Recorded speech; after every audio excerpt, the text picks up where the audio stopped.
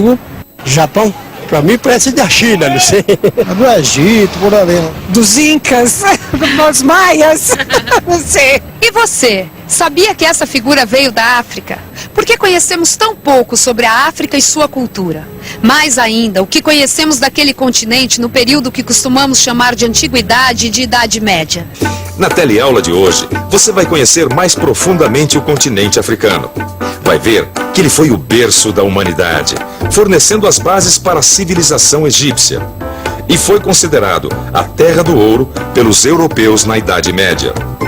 Vai conhecer um pouco sobre as culturas banto e a riqueza do patrimônio artístico e cultural da África.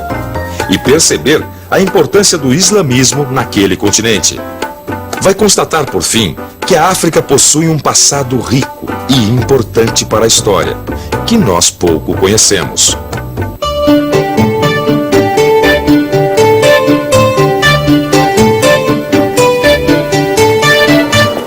Nossa, gostei daqui. Deve ser bem interessante esse museu, hein, Joana? Olha, interessante não é bem o termo, acho que é mais do que isso. É um museu vivo, que resgata a memória afro-brasileira.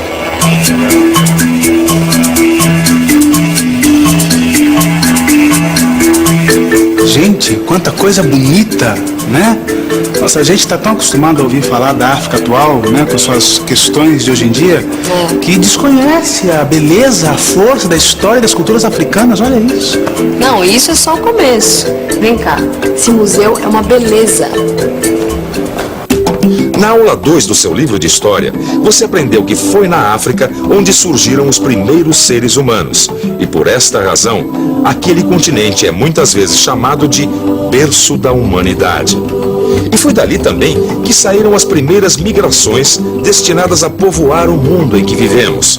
Além disso, foi em territórios africanos que apareceram as primeiras formas de organizar a sociedade humana, como a família. Voltando à pergunta inicial da nossa teleaula de hoje. O que nós sabemos sobre a África nos tempos históricos que antecederam o período das grandes descobertas, ou seja, na Antiguidade e na Idade Média?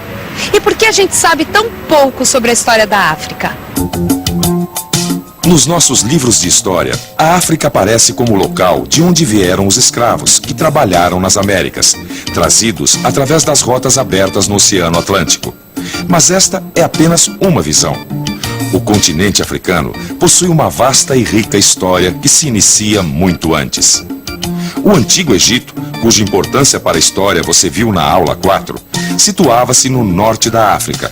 E a sua relação com o interior do continente africano foi, desde a sua formação, muito importante para a sua identidade política e religiosa. Por volta do ano 2000 a.C., surgiu ao sul do Egito um reino africano poderoso e influente, conhecido como Kush, na região que mais tarde ficou conhecida como Núbia. Os Cushitas, como eram chamados, chegaram mesmo a dominar o Egito entre os anos 750 a 700 a.C. e deixaram forte influência na arte e na arquitetura daquela terra. Essa obra pertence a um povo chamado Ati, que vive a leste da Costa do Marfim. Ela é usada pelos sacerdotes. Na verdade, ela é um veículo de comunicação com o mundo ancestral. Mas o mais interessante nessa obra são os elementos ligados à beleza feminina na África. Vejam que ela tem braços e pernas bastante musculosos, um penteado elaborado e marcas corporais, que são as escarificações, símbolos de identidade e hierarquia em todo o continente africano. É incrível como nós sabemos tão pouco sobre a história da África. A gente precisa se informar mais sobre essa época. Mas por que essa história da antiguidade africana não é conhecida? Eu acho que há um pouco de preconceitos, de ignorância e também de uma questão ideológica. Que para você colonizar um povo, tem que justificar. A justificação do discurso da missão colonizadora era de que a África era um deserto cultural. Não havia história, não havia cultura, então nós temos toda a razão para civilizar esses povos, para poder levá-los ao nível dos homens. Nós precisamos recuperar essa memória, ensinar a história de todos os povos que formaram o Brasil como país, como povo e como nação. De Cartago eu já tinha ouvido falar alguma coisa, agora desse reino de Aksum Nunca. Nossa, como pode isso, não? Não, e não para por aí, não. A riqueza da África nesse período, que vai da Antiguidade até a Idade Média, é muito grande. Surgiram muitos reinos mais. É verdade. Entre os séculos 9 e 15 depois de Cristo, surgiram poderosos reinos na região conhecida como Sudão Ocidental. Os antigos reinos de Gana, de Mali e de Songhai ficaram conhecidos pelo controle que tinham sobre as rotas de comércio e as minas de ouro da região. Esses reinos comerciavam com diferentes partes do mundo, incluindo a Europa e o Oriente.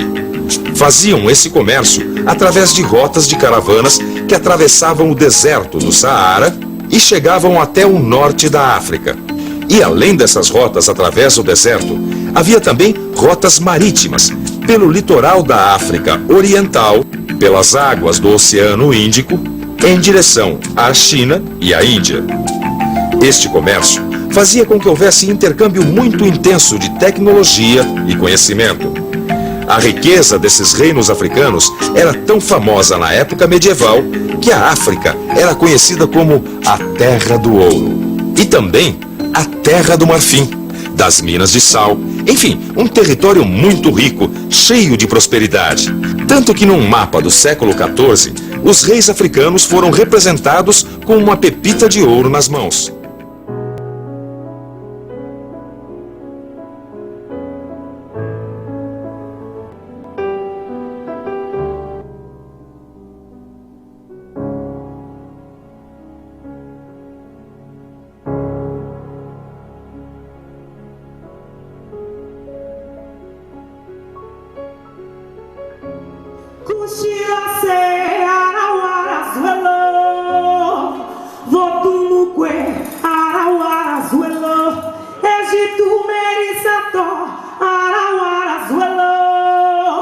Voto no